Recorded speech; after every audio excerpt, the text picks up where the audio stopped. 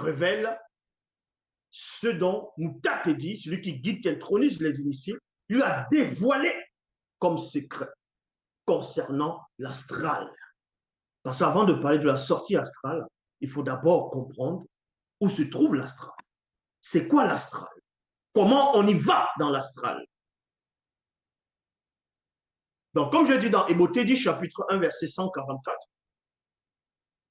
Moutat dit me parla de nouveau et dit, Mouto, femme, entre parenthèses, corps, bien-aimé, Wassé, donc la terre où vous êtes avant la chute, Wassé est un être spirituel avec un S majuscule.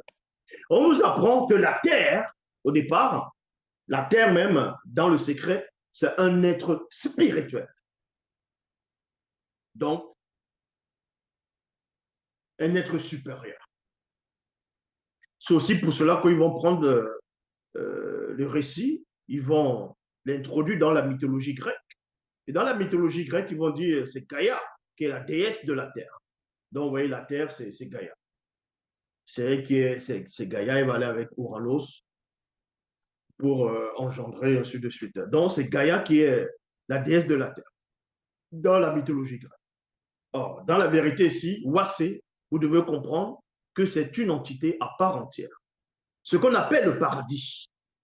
Le paradis dans le jardin, avant la chute, même avant qu'on ne plante ce jardin, vient du monde spirituel. Et c'est toujours un être vivant.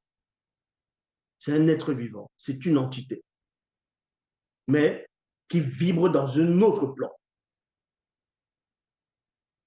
C'est pour ça que Moutat va révéler à Mouto en disant ainsi que Wassé est un être spirituel qui vit dans 3 dimensions.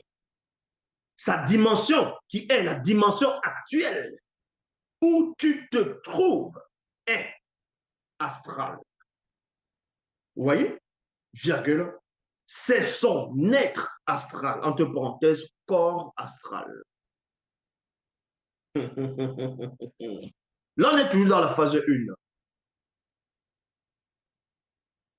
Celui qu'on appelle Moto, dans le tout premier homme, dans le jardin, ce qu'eux vont appeler dans les Bibles classiques le jardin d'Éden, c'est le monde astral, pour ceux qui ne savent pas.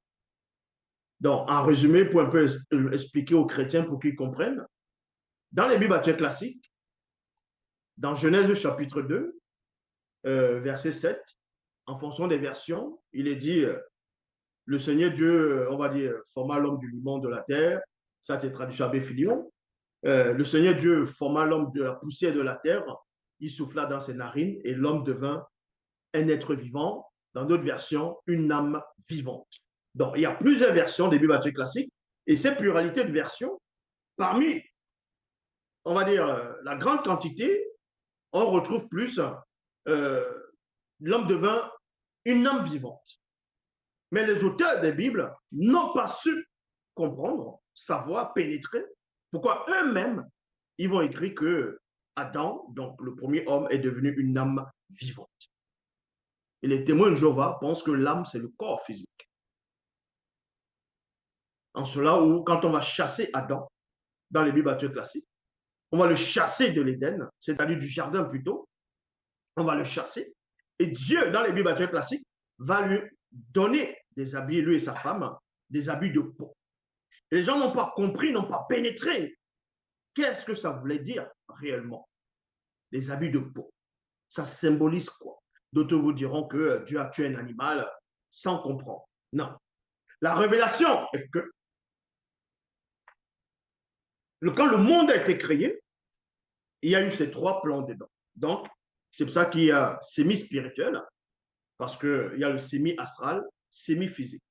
Maintenant, les animaux qui ont été créés au départ, donc la Terre avant la chute, c'était le plan astral, avec un A majuscule. C'est ce qu'on appelle le monde astral, le véritable monde astral, où les soi-disant pseudo-pasteurs, pseudo-sorciers, les apprentis, ces gens qui pensent connaître le monde spirituel vont dire qu'ils font le voyage astral, la projection astrale. Ils sont entrés dans l'astral. Vous n'êtes pas entrés dans l'astral. Vous ne pouvez pas. entrer dans l'astral initial. Ce n'est pas possible. Vous ne connaissez pas le chemin. Le premier homme a été chassé du monde astral. Vous pensez que c'est vous qui allez entrer? Ça, il faut comprendre déjà. Donc, Muto, avec la conversation qu'elle a pu avoir avec Mutatedi, Mutatedi lui a révélé que la dimension où elle se trouve actuellement, dans le jardin d'Eden, ou Mama Mounyengen, c'est le monde astral. C'est le plan astral. C'est pour ça qu'on va aller toujours dans Ebotedi, toujours dans le livre mystérieux, chapitre 1, verset 245, il est dit, ainsi Mutatedi, m'éloignant en même temps que Muto. Là, c'est Muto maintenant qui est en train de parler de mon poste, de mon premier poste, qui est le plan astral, avec un A majuscule, et fit résider du principe de l'antériorité des temps à la sphère sensible et temporelle, trois puissantes et terrifiantes entités collectives appelées Bikwali ou Bibouté Moudi, donc chérubins, donc les visages étaient semblables aux miens, c'est-à-dire de ma première conscience. Et à virgule. Semblable à la puissance multiplicatrice universelle armée de la flamme incandescente et de l'extermination tourbillonnante sans cesse sur elle-même pour garder la route de la substance élémentaire des vies, qui fut déplacée hors du visible. Après le mystère, après la mystérieuse chute, Muto et moi vécûmes néanmoins une existence semi-spirituelle, semi-astrale et semi-physique, donc corps d'approbation de la faute. Ça veut dire quoi? Quand on chasse dans les bibliothèques classiques ce qu'on appelle Adam du jardin d'Éden, on va le chasser et Dieu va lui donner les habits de peau.